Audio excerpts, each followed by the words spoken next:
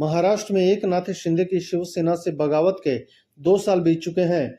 उनके बाद पिछले साल ही अजीत पवार भी अपने चाचा शरद पवार से अलग हो गए थे और फिर सरकार में उप मुख्यमंत्री बन गए।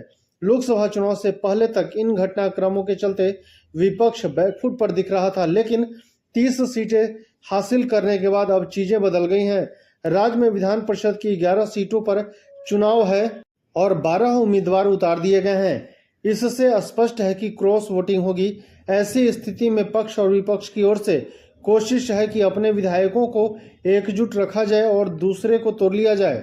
इस कोशिश में भाजपा और एकनाथ शिंदे की सेना ज्यादा परेशान दिख रहे हैं, क्योंकि उन्होंने होटलों की बुकिंग शुरू कर दी है। इससे ऐसा लग रहा है कि कांग्रेस, उद्धव सेना और शरद पवार से ज्यादा बेचैनी एनडीए खेमे में है। हालांकि इसकी एक वजह यह भी है कि एनडीए के पास ज्यादा विधायक हैं। उद्धव ठाकरे और शरद पवार के पास तो अब एक एक दर्जन विधायक ही बचे होंगे। वहीं कांग्रेस भी बेफिक्र दिख रही है।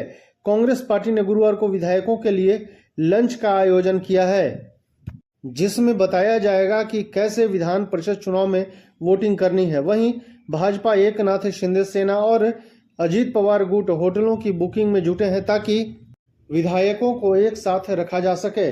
ऐसा इसलिए कि क्रॉस वोटिंग का डर है। खास तौर पर एकनाथ शिंदे सेना और अजीत पवार के विधायकों के टूटने का डर है।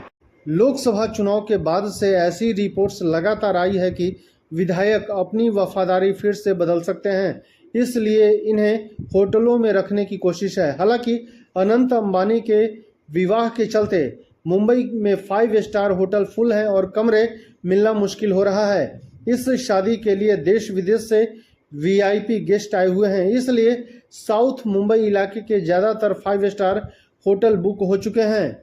अब खबर है कि भाजपा और शिवसेना के विधायकों को अलग अलग ठहराया जा सकता है। आपको बता दें कि उद्धव सेना ने मिलिंद नार्वेकर को उतारा है, जो उद्धव ठाकरे के बेहद करीबी माने जाते हैं। ऐसे में इस बात की प्रबल संभावना है कि एकनाथ शिंदे के कुछ विधायक क्रॉस वोटिंग कर लें। इस चुनाव में पैसों का खेल चलने की आशंका भी तेज है। हालांकि इसके चलते डर सभी दलों में है। अब तक की मिली जानकारी के मुताबिक विधायकों को मुंबई से थोड़ा बाहर के इलाकों में रखा जा सकता है और ये वोटिंग से ठीक पहले लाए जाएंगे। धन्यवाद।